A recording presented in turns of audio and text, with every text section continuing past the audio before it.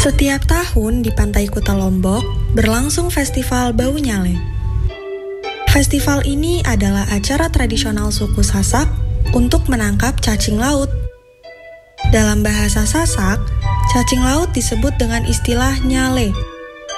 Nyale ini akan keluar ke pantai tepat pada hari ke-20 setelah purnama di bulan ke-10.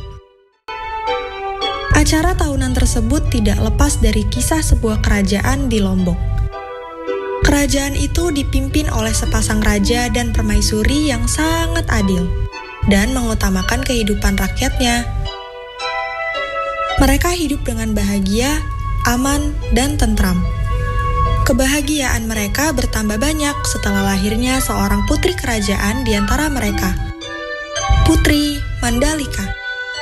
Di tengah usianya yang sudah cukup dewasa untuk menikah, Sang Raja Tanjung Beru dan Permaisuri Dewi berencana untuk mencarikan anak sematawayangnya itu, seorang pangeran untuk meminangnya.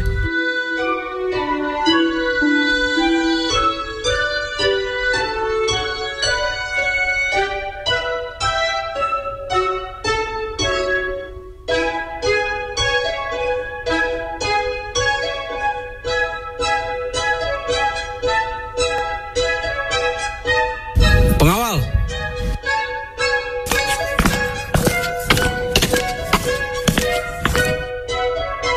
Apa yang saya perlu lakukan, Baginda? Segera kamu panggilkan permaisuriku ke sini sekarang juga. Baik, Yang Mulia.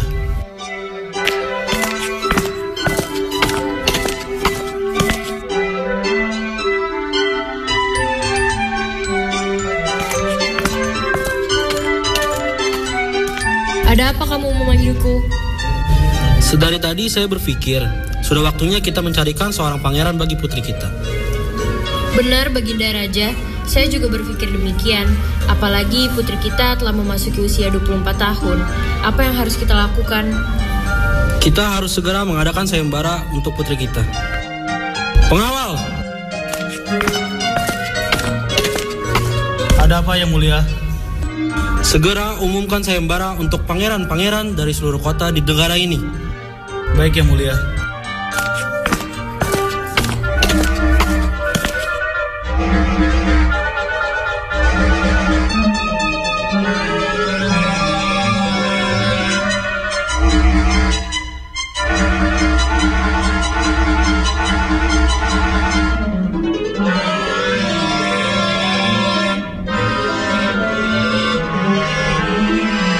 Rakyat kerajaan Lombok sedang bekerja mencangkul lahan dan menanak nasi.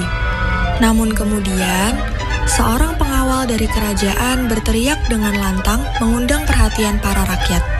Pengumuman. Akan diadakan sayembara bagi pangeran-pangeran di seluruh kota. Barang siapa yang dapat mempersembahkan lukisan terbaiknya, maka dia akan diangkat oleh Baginda Raja untuk menjadi pangeran dari Putri Mandalika.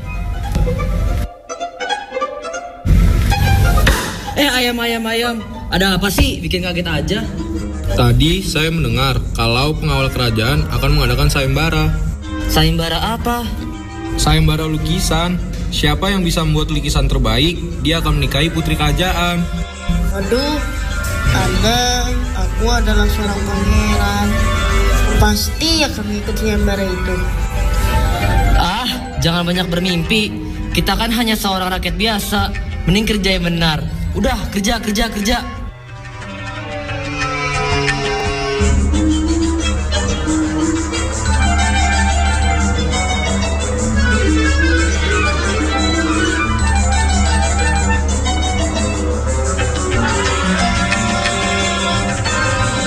Pangeran-pangeran dari berbagai kerajaan telah memenuhi tengah kota.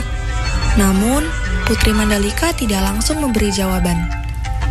Putri Mandalika pun memanggil semua pangeran yang melamarnya ke balairum istana. Putri Mandalika ingin mengenali siapa saja pangeran yang melamarnya. Putri Mandalika sepertinya berpikir keras untuk menentukan pilihan. Sedangkan para pangeran itu mulai tidak sabar. Terjadi keributan kecil di antara mereka. Putri Mandalika pasti memilihku. Ayahku adalah raja yang paling besar di utara. Tidak mungkin. Akulah putra mahkota kerajaan barat sana. Putri pasti memilihku. Ayahku menguasai lautan di timur. Akulah yang paling layak menikah dengan Putri Mandalika. Jika kamu atau kamu yang terpilih, pastikan pasukanku akan menyerang kerajaan kalian. Kamu pikir aku tidak berani menyerang kerajaanmu? Pasukanku punya persenjataan yang paling lengkap. Kerajaanku akan menghancurkan kerajaanmu.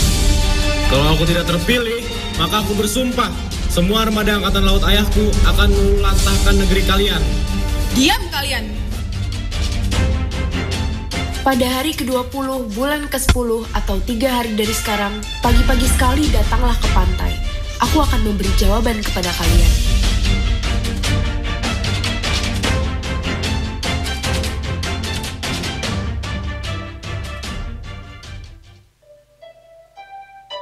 Putri Mandalika menunda jawaban dan pergi ke pantai. Putri Mandalika sepertinya tidak ingin gegabah dalam mengambil keputusan. Dia sudah dapat melihat ancaman perang besar jika memberi jawaban dengan terburu-buru. Putri Mandalika pun bersemedi di tepi pantai. Dia mencari cara untuk menghindari pertumpahan darah dengan memohon petunjuk pada Yang Maha Kuasa.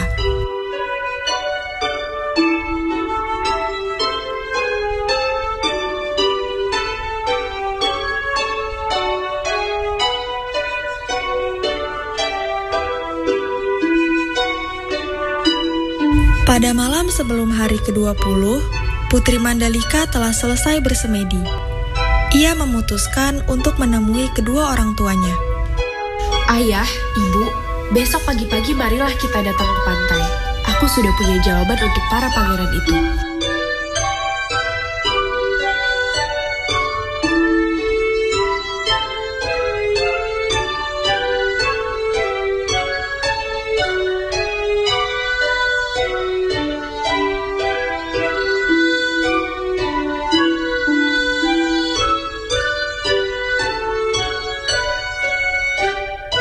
Hari yang ditunggu-tunggu para pangeran pun tiba. Para pangeran itu sudah menunggu dengan tidak sabar. Bukan hanya para pangeran, tetapi rakyat juga berduyun-duyun datang ke pantai. Mereka ingin mengetahui siapa yang akan menjadi suami sang putri. Putri Mandalika ditemani ayah dan ibunya datang dengan berjalan kaki dari istana. Setelah melihat para pangeran itu, sebentar Putri Mandalika berjalan menuju karang tempatnya bersemedi.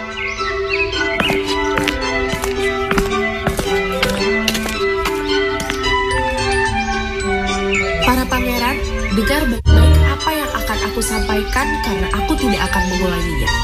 Jika aku menerima salah satu dari kalian, maka akan ada pertumpahan darah dan negeri-negeri akan saling berperang.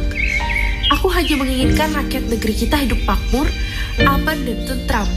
Sungguh aku tidak sanggup melihat peperangan dan negeri-negeri saling bermusuhan. Kalian para pangeran akan tetap bisa hidup enak, tetapi ingatlah nasib rakyat kalian. Rakyatlah yang selalu menjadi korban dan menderita akibat perang. Karena itulah aku akan memutuskan untuk menerima lamaran kalian semua. Itulah keputusanku. Dan keputusanku ini akan menghindarkan rakyat tidak berdosa dari kejamnya perang. Ibu, ayah, terima kasih telah membesarkanku dengan kasih sayang. Aku merasa belum cukup berbakti untuk membalas kebaikan ibu dan ayah. Tetapi takdir sudah menentukan. Demi kebaikan kita semua, akan muncul nyale berwarna-warni di pantai ini, dan biarkan rakyat mengambilnya. Mereka bisa memasaknya atau bahkan menaburkannya ke sawah lading mereka. Selamat tinggal, Ibu, Ayah. Ketika semua yang hadir masih belum paham maksud dari perkataan sang putri, tiba-tiba saja sebuah ombak besar datang membawa sang putri ke luasnya hamparan lautan. Tanpa dikomando, seluruh rakyat dan pangeran segera terjun ke laut mencari sang putri. Mereka berusaha menyelamatkan Putri Mandalika, tapi sepertinya usaha mereka sia-sia karena sang putri telah memutuskan untuk melebur bersama lautan. Pada saat mereka semua sudah sangat kelelahan mencari sang putri, datanglah ribuan nyale dari arah laut secara tiba-tiba. Akhirnya semua yang hadir menjadi paham maksud dari perkataan sang putri. Seperti pesan Putri Mandalika, rakyat dapat mengambil sebagian nyale-nyale. kemudian memasaknya ataupun menaburkannya di sawah dan kebun mereka, agar tanaman mereka dapat tumbuh dengan subur. Karena kisah tersebutlah, tepat pada hari ke-20 bulan ke-10, diperingati sebagai penanggalan suku Sasak Bau Nyale yang ditandai dengan datangnya ribuan nyale-nyale ke pantai Nusa Tenggara.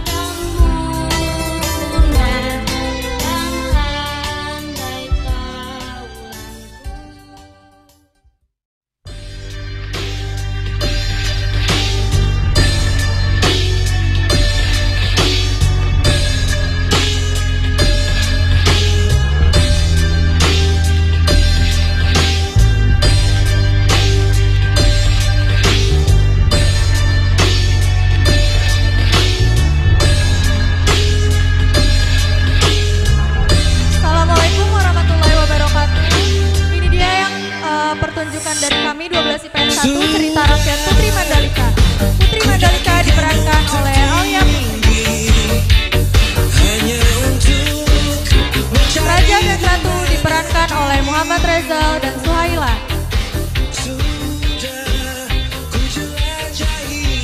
Rakyat laki-laki diperankan oleh Faturis Aldi, Fosi Al-Mufli, dan Muhammad Fikri.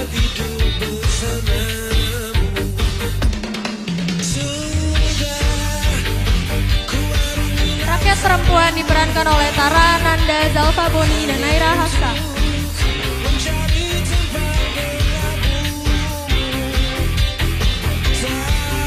Para pangeran diperankan oleh Muhammad Wildan, Rahmat Hasan, dan Ahmad Madani.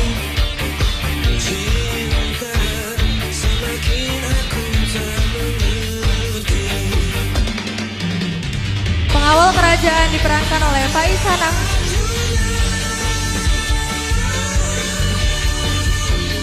Scriptwriter ditulis oleh Naila Kansa.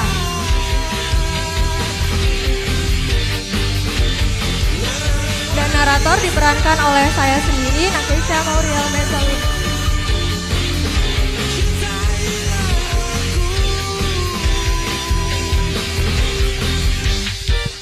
Kami dari 12 IPS 1 mengucapkan